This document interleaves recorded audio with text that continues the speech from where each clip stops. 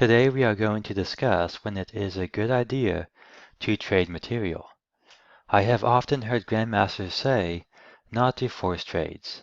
This is often good advice.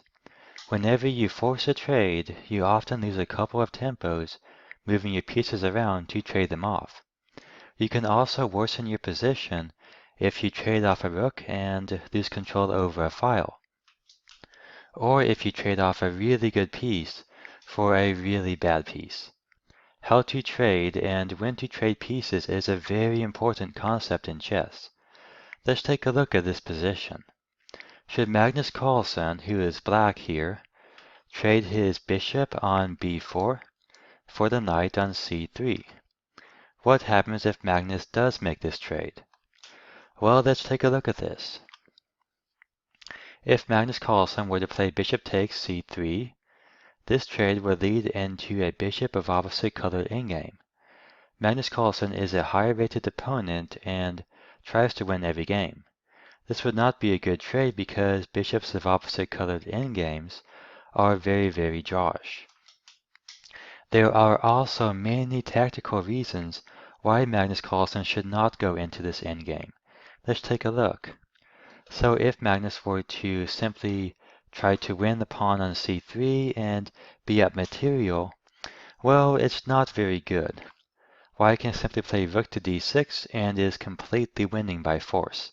If Magnus, for example, tries to trade off the rooks, then queen g6 check, and if the king were to move to g8, bishop would take the pawn, and there would be this threat of checkmate in one move.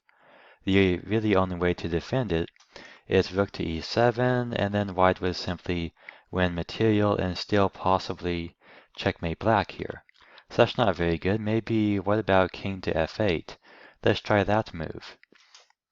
Well, if the king does move to f8, then rook sacrifice check, and here white can actually win back the rook, and now has threats against the d8 rook and also threats of checkmate. If the rook moves, then white can checkmate here and just a couple of moves. So that would be really bad for black. Let's try something else. Maybe taking the pawn on c3 is not such a good idea. So if black just simply tries to challenge white for control over the d file, then white can simply take here on h6. And if the bishop is captured, then there's this check, and white can actually win both of these pawns with a series of forced checks. So white doesn't even have to lose a move to win the pawns. And after the king moves once again, white can now play f6, threaten checkmate in 1 on g7, and also have ideas of a rook lift to the g file, followed up by checkmate. So therefore, black is completely losing here, and it's really only a matter of time. White has such a devastating attack. So, perhaps taking the bishop on h6 is not a good idea. So instead of that, we're going to see that black is simply going to remain down at least a pawn here.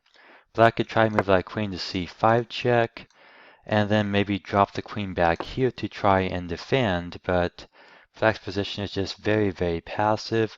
White is completely winning being up a pawn, and here black does have the bishop of opposite color, so there is chances for a draw, but Magnus would not want to go into an endgame where he would be fighting for a draw. Magnus wants to play the best moves possible, and going into this endgame is just not a good idea. Therefore, Magnus plays bishop out to c5. And this is a really good move. He realized that the bishop on e3 is really good and useful in attacking his king.